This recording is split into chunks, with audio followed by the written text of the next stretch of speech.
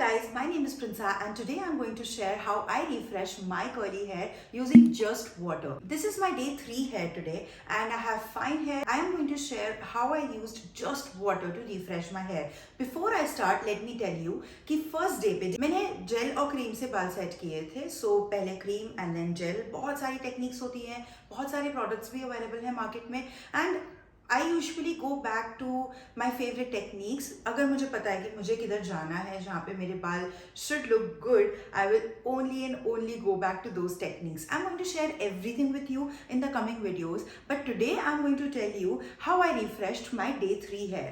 My hair is actually very fine. ये बहुत पतले कर्ली बाल हैं और जब हम रात को सोते हैं सैटिन बॉनेट लगा के सोते हैं, it does preserve the definition. इसीलिए I was able to use just water for this refresh. अगर आप बॉनेट नहीं लगाते हैं या फिर पिलो कवर आपका कॉटन का है तो आपको ज़्यादा मेहनत करनी पड़ेगी क्योंकि आपके बाल जो है वो रात में बिल्कुल ख़राब हो जाएंगे, उनकी डेफिनेशन ख़राब हो जाएगी एक्चुअली. तो जब अगर हम बालों को प्रिजर्व करते हैं रात को, तो मोस्ट पीपल जिनके कर्ली हेयर वॉल्यूम अच्छा होता है उनके साथ में ये होता है कि उनको कुछ भी नहीं करना पड़ता है, not even water. They just remove the bonnet and they are good to go, they are blessed. But अगर हम लोगों को, जैसे मेरे बाल बहुत फाइन हैं, बहुत पतले हैं एंड दे आर कर्ली, तो ऐसे लगता है कि वॉल्यूम बहुत ज़्यादा है पर वॉल्यूम एक्चुअली बहुत ज़्यादा नहीं है. अगर मैं इनको वॉश करती हूँ तो एकदम चिपक जाते हैं.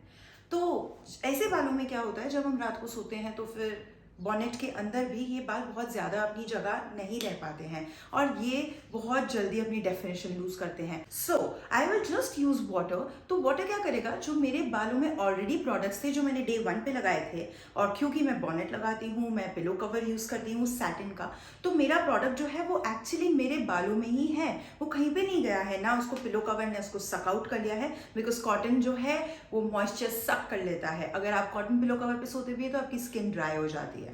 तो क्योंकि मैंने बॉनेट यूज़ किया है तो all the product is still in their.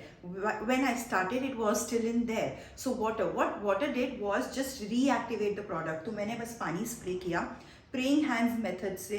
मैं भगवान को प्रे कर रही थी कि प्लीज़ मेरे बाल अच्छे रखना, please. Okay, praying hands method से मैंने अपने बालों को पहले फ्रिज रिमूव किया, टेम किया, नॉट रिमूव किया. मैंने पहले फ्रिज टेम किया, टेम होता है, रिमूव नहीं. फ्रिज टेम किया. फ्रिज टेम करने के बाद में मैंने स्क्रंच किया ताकि वापस से वो प्रोडक्ट एक्टिवेट हो और मेरे कर्ल्स को थोड़ी सी डेफिनेशन मिले. And then I literally just ate my breakfast which took me like 10 minutes and 10 minutes के अंदर अंदर मेरे बाल एकदम सूख गए थे. फिर उसके बाद में मैंने स्क्रंच किया. The whole video is there for everything. आपको स्टेप बाय स्टेप सब कुछ दिखेगा and I hope that it actually helps you. ज़रूरी नहीं है कि हम हमारे बालों के लिए हर दिन बहुत ज़्यादा टाइम दें. आप हार्डली अगर 5 minutes भी देते हो, 5 minutes for refreshing, 2 minutes for SOTC and you are done. तो day 1 hair might take a little time, but day 2, 3, 4 hair, it is actually not that difficult if you want to do it. And it's definitely better than ironing it, damaging it and blow drying it and then waiting कि मेरे को पसीना नहीं आए या फिर आज बारिश नहीं हो. It is much more convenient. Trust me when I say this. So I think we've talked a lot. Let's get started with the video. I start by removing the bonnet and shaking and fluffing the roots so that my hair get movement. You can even wait a few minutes after removing the bonnet before you start with the next step.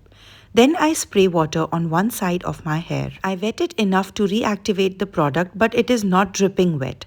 Praying hands method works really well for taming the frizz and flyaways while distributing the water evenly. I pay extra attention to the back of my head because it is my problem area.